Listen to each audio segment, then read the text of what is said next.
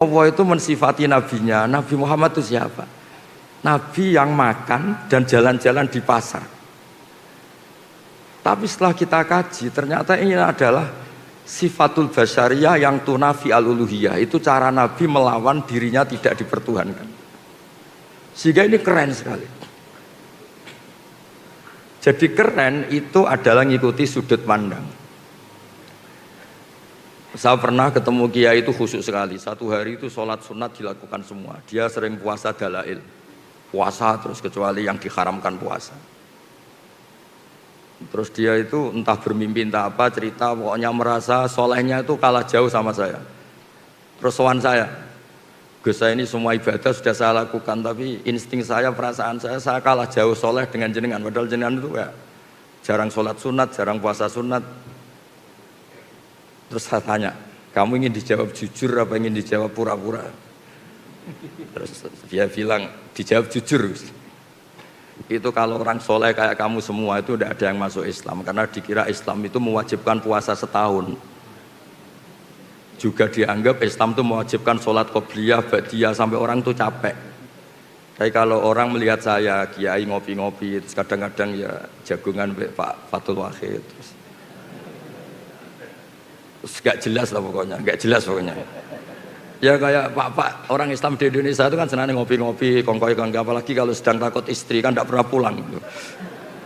Ngopi-ngopi, santai. Sampai semua masjid penuh itu saya dulu ya pernah husnudzon tapi kecewa. Tak tanya kenapa engkau sering di masjid? Kalau di rumah ada yang ganas Gus. Kenapa sering di masjid? Kalau di rumah itu AC-nya bayar sendiri, kalau di masjid gratis katanya. Begitu juga masalah MCK dan sebagainya. Itu kasus nyata loh, bukan bualan saya, bukan. Saya ini kan termasuk, kata orang banyak loh, bukan kata saya termasuk ketop loh. Pas mau ngajar di sarang, di pondoknya Mbah Mun itu, di tengah perjalanan saya ingin ke kamar mandi. Itu pengurusnya lari-lari karena saya dianggap ketop, lari-lari buka kunci. Tak tanya, kenapa dikunci?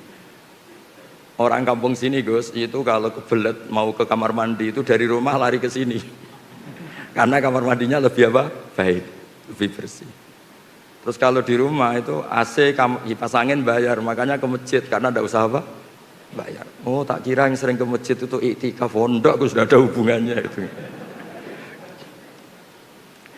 Artinya gini, berkahnya orang Islam itu sering jagongan, rileks. Orang itu kalau neliti Islam itu kok jadi Islam itu enak gitu. Ngopi-ngopi, jabat, rektor, ya dapat fasilitas, kok enak gitu jadi umat Islam. Coba kalau kita ngajarkan yang ikhlas, jadi rektor udah usah gaji, mobilnya angkot gitu. Jadi pengurus badan wakaf kayak Pak Widodo, Pak Arsoyo udah usah gaji, cukup naik motor butut. Tidak ada yang mau masuk Islam.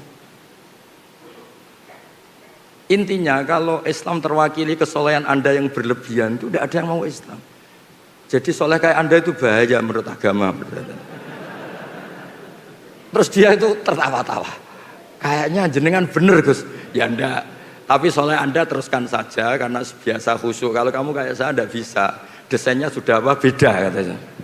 Tapi tetap yakin bahwa kamu sama saya itu keren saya katanya. Itu teruskan katanya. Itu yang sering selalu beda antara ahli fikih sama ahli thariqah. Karena ahli thariqah itu dengan tanda kutip memuja kesolehan. Ahli fikih enggak, tapi mohon jangan ditiru ini, terutama yang kadung khusyuk jangan. Haram pokoknya yang kadung khusyuk haram. Ahli fikih itu perhitungannya tuh unik. Ini agak sensitif tapi ini hadis sahih. Saya sering cerita ke Barsoyo. Ini tak jamin hadis sahih. Nabi dulu tuh ya tarawih ya jamaah, tapi jangan ditiru kan. Hari keempat itu Nabi tidak ke masjid. Orang nunggu semua, Nabi gak keluar. Terus kata Nabi, Umar itu, Sayyidina Umar itu, kalau kita bilang sahabat Umar itu, sampai cara Jawa itu bengok-bengok. Nama Sibyan wan Nisa, ini orang sudah tidur, Nabi gak keluar. Ada yang pura-pura notok apa, pokoknya memancing supaya Nabi itu keluar. Ternyata Nabi gak keluar di malam keempat. Nabi gak mau keluar. Terus paginya Nabi bilang habis sholat subuh, Nabi itu memang punya adat kalau habis subuh kadang ngentikan. Tapi dulu belum diistilahkan apa? Kultum ya, apa kultum ini. Saya tahu yang kamu lakukan tadi malam, tapi saya memang sengaja. Kalau saya tiap hari sholat nanti dikira sholat fardu dan nanti menjadi wajib karena saya melakukan tiap hari, maka Anda harus melakukan tiap hari. Karena takut dianggap wajib maka saya tidak keluar. Ya sudah, terus gitu era Umar, sahabat Umar jadi khalifah, beliau ingin ada sholat taraweh. Sahabat tanya, dulu zaman Nabi itu nggak jadi kok, era Anda jadi. Nabi itu pemegang konstitusi ilmu, kalau beliau melakukan terus nanti dikira wajib. Tapi kalau saya hanya Umar, meskipun saya melakukan terus tidak punya akibat, dianggap apa? Wajib, karena saya tidak musyarrak, tidak pembawa syariat. Ada sahabat yang ekstrim namanya Abdullah bin Mas'ud, itu suka sweeping. Kalau ada orang duha tiap hari di sweeping. Kamu ingin bikin tandingan sholat fardu, wong sunat kok tiap hari. Sunat itu seminggu sekali katanya. Nggak, ini cerita konstitusi ilmu, makanya yang nggak bakat alim jangan, haram. Jadi beda mindsetnya orang-orang thariqah, orang tasawuf dengan ahli fikih itu beda. Ya sama, terus jangan bilang Gus Pak ahli fikih, Pak Fathul Wahid ahli thariqah, ini tidak dua-duanya. Ini hanya rektor, kebetulan rektor Universitas Islam apa? Indonesia. Jadi dikira dia ketuanya umat Islam. Enggak ada hubungannya itu, enggak ada. Ini jabatan karir. Bisa dipecat sama Pak Harsoyo kalau macam-macam, sama badan wakaf bisa. Jadi nanti saya cerita ulumul Quran. Ulumul Quran itu yang mengkaji itu harus seperti saya, tidak harus kayak persis saya, seperti saya. Orang tahu kenapa basyariahnya Nabi, kemanusiaannya Nabi itu keren. Karena berkahnya kemanusiaan ini Islam menjadi agamanya manusia, bukan agamanya malaikat. Sehingga tiap Allah cerita orang baik itu siapa? Fasilitasnya apa? Liyukaffirallahu anhum asfa'alladzi amilu. Orang baik itu orang yang kalau salah itu salahnya saya hapus. Dan ketika baiknya tak kasih pahala. Bukan orang baik itu yang nggak pernah salah, bukan. Jadi berkahnya Nabi menjaga konstitusi basyariah ini, itu terus Islam menjadi agamanya manusia, bukan agama malaikat. Andai kan dari awal itu semua kesunatan dilakukan Nabi, misalnya Nabi selalu puasa Senin Kemis, puasa Dalail, puasa Tasu'a, Asyura, nanti ini dikira wajib. Maka dalam hadis sahih, saya pastikan ini sahih, Sayyidah Aisyah itu punya, beliau kan ahli fikih, punya cara pandang mensifati Nabi, yaitu beliau ngendikan, ini ada di Sahih Muslim, wa in ini di sini sesungguhnya, wa in kana Rasulullah la yada'ul amala wa wa yuhibbuhu khasyata ayyufradu alaihim. Nabi itu tersiksa sekali kalau enggak sholat sunat itu. Ya tersiksa sekali kalau enggak puasa sunat itu. Tapi beliau harus enggak puasa karena takut dianggap apa? Fardu. Sampai Nabi itu kalau ada puasa Tasu'a, Asyura ngumumkan, sekarang puasa ini sudah diganti Ramadan, silahkan yang mau puasa-puasa, yang tidak. Jadi penafsir Al-Quran atau yang meneliti Quran itu harus tahu itu, sehingga nanti di Quran itu ada ayat-ayat yang mensifati mensifati manusia itu sederhana. Sayyidah Maryam itu figur yang luar biasa, Nabi Isa itu figur yang luar biasa. Kata Allah, wa ummuhu siddiqah, ibunya Nabi Isa itu siddiqah, orang yang sangat-sangat jujur, tidak ternodai dosa zina, dosa yang macam-macam. Tapi terusannya apa? Karena yakulanit to'am. Dua orang hebat ini itu ya suka makan. Itu kan aneh. Wong Pak Rektor yang jarang tahajud saja kalau ada orang muji, ini suka tahajud, seneng. Coba dipuji, oh Pak Rektor itu hebat kalau malam tahajud, Senin Kemis puasa, duha, oh seneng meskipun nggak dilakukan, seneng kalau dipuji. Lah ini seorang Nabi Isa, Allah itu cara cerita karena yakulanit to'am. Ini sama-sama makan. Karena berkahnya makan tuh orang tahu.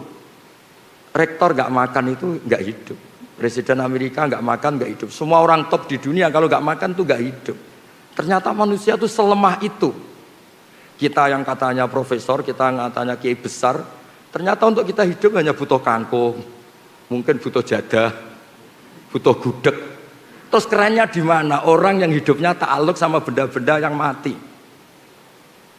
Nah dengan seperti itu, Quran sukses memaklumatkan wa khuliqal insanu dhaifa. Manusia itu lemah sekali. Saking lemahnya itu butuh sesuatu yang benda mati. Sebab itu Quran biasa ngendikan untuk nabinya, afa imma ta'u kutilang kolabtu Muhammad, apapun hebat anda mati. Bahkan ada kemungkinan mati anda ini terbunuh. Terbunuh itu kan kesannya agak keren, tidak jaduk, tidak sakti. Tapi itu diperlihatkan Allah supaya jelas dimerkasi Allah yang baki, yang abadi. Manusia apapun hebatnya itu dhaif, rentan. Makanya kelirunya kita kadang-kadang ngomong ini orang terhebat di dunia, ini orang nomor satu di Indonesia, orang terkuat di dunia. Sebetulnya kata Imam Syafi'i ketika menafsirkan ayat wa tawakkal 'alal hayyil ladzi la yamut, kamu itu harus tawakal sama zat yang enggak pernah mati, enggak bisa mati. Kata beliau, faman tawakkala 'ala sultanin aw amirin aw kadza wa kadza fa inna ma tawakkala 'ala sultanin yamut. Kalau Anda menggantungkan hidup pada raja, presiden, rektor sama kiai besar sama siapapun, sebetulnya Anda menggantungkan hidup sama orang sing yamut yang akan mati. Nah, di sini pentingnya peneliti tafsir ini mungkin untuk anak-anak DPPAI itu harus tahu sehingga nanti kalau ada sifat para nabi yang sederhana itu hakikatnya luar biasa. Coba kalau Nabi Muhammad, Nabi Isa sering munajat di kamar, nggak kelihatan orang. Mungkin orang malah ngayalnya, wah mungkin sedang ke Mekah terbang. Kalau Pak Fathul Wahid itikaf di rumah, oh kelihatannya di rumah tapi rohnya di Mekah gitu. Kalau istrinya sedang curiga, kelihatannya itikaf, pikirannya di jadah itu gitu.